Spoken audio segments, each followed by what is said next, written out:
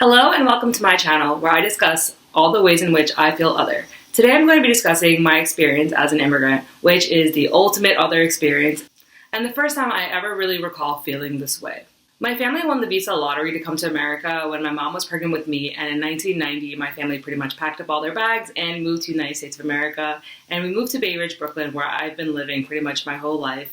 My mother's side of the family mostly emigrated to the UK, so they all live there now, and my dad's side mostly stayed in Bangladesh, so I don't really have a whole lot of extended family here in the States. Also, my family speaks a very specific dialect of Bengali, so we don't actually speak what a lot of the local Bengali families in my neighborhood speak. As soon as I became aware of this, I developed a lot of anxiety when I have to be around those other Bengali families. I always felt so weird when I had to talk to them because I always felt like I wasn't sure exactly which words to use. I think this is part of the reason why I never really delved into the South Asian or Desi community or really wanted to be a part of it. Also, my family doesn't watch a whole lot of Bollywood movies, which is very big in that circle. Even as a small child, I felt like an outsider in what should have been my birthright community. On top of that, I didn't even learn English until kindergarten, and I didn't attend pre-K, so I wasn't really socialized with a whole lot of other kids.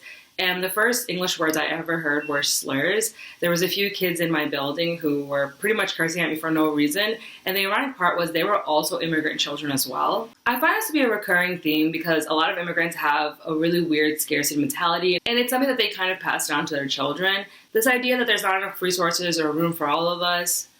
There's this idea that pretty much all of the welcoming American society is so fickle that if we don't assimilate quickly and convincingly, that they're all going to turn on us and pretty much just throw us out of the US. This creates the really strange illusion that there is like a good immigrant versus a bad immigrant, and so they feel like, oh, we're the good immigrants and these are the bad immigrants. And so anytime there's some sort of anti-immigration rhetoric, they're like, oh, that's not towards me, that's aimed at the bad immigrants. So if I stay a good immigrant and I only really associate with the good immigrants, then I won't have any issues. And I think that's why you see so many pockets of first-generation immigrants really sticking together because they're all really scared of this. Also, when I was younger, Bay Ridge was full of a lot of European immigrants, whether they were very new and recent immigrants or people that have been here for many generations. But a lot of the demographic of Bay Ridge was very European. And so I was part of a small minority in elementary school, and as you can imagine, I was picked on quite a lot. When I was little, my mom used to put coconut oil in my hair, and so the kids would call me greaseball.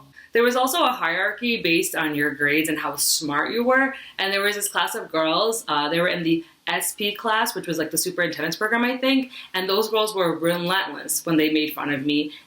This class was made up of mostly white girls, and a lot of them were very well off. They had a lot of help with tutoring, they had help with their homework and projects that they submitted, and anytime there was some sort of incident between me and these girls, they were never punished. And when I say punishment, I mean put on the wall because that was our only punishment.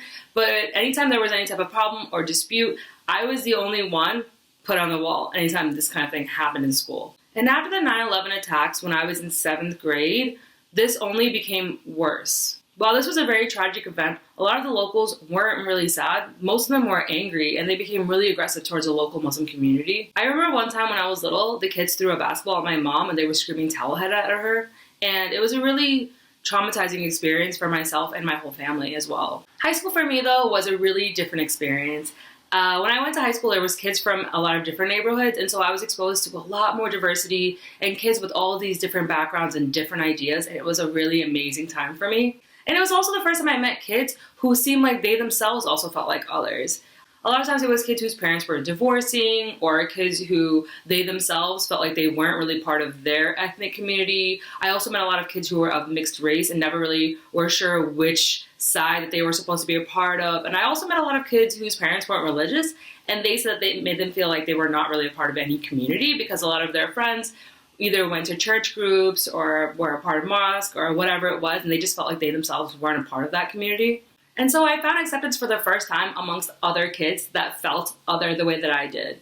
It was around this time that I was also learning a lot of history, and I was starting to learn that being other wasn't new, and it wasn't specific to me or even my generation. Looking back on my childhood, I realized I developed so many insecurities and complexes and maladaptive behaviors in response to all these experiences that I was having. My otherness used to make me feel so isolated, but over the years, I've learned that everyone really feels this way at some point in their lives. And the truth is that makes us more alike than we are different. I think this is also why I find it so important to have open discourse around this topic and for us to confront the ugly parts of our history as a society. these things that have divided or separated us in some form or another, so we can learn from them and eventually come together over them. The Civil Rights Movement of 1963 is the best example of a marginalized group of people coming together over their shared otherness. Not only was it Black people confronting their shared otherness, but also fighting for equality and justice for their community. On its own, this was amazing, and it served as an inspiration for future movements. But it also created a rising tide effect for all of us immigrants. I'd like to read an excerpt from History.com.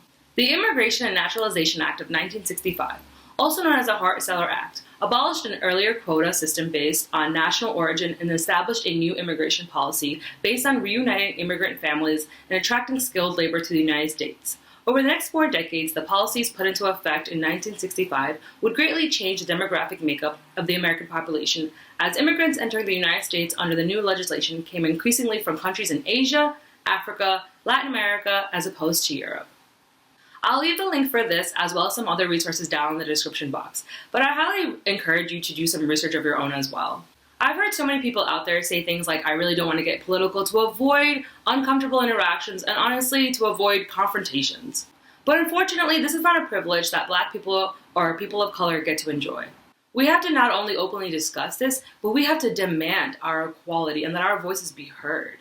We can't hide from our realities, regardless of how many complexes or maladaptive behaviors we develop just to cope with them. Thank you so much for watching this video. Please give it a thumbs up if you liked it. I really love to hear about some of your immigrant experiences as well, so if you could please leave a comment and subscribe if you'd like to see more content like this.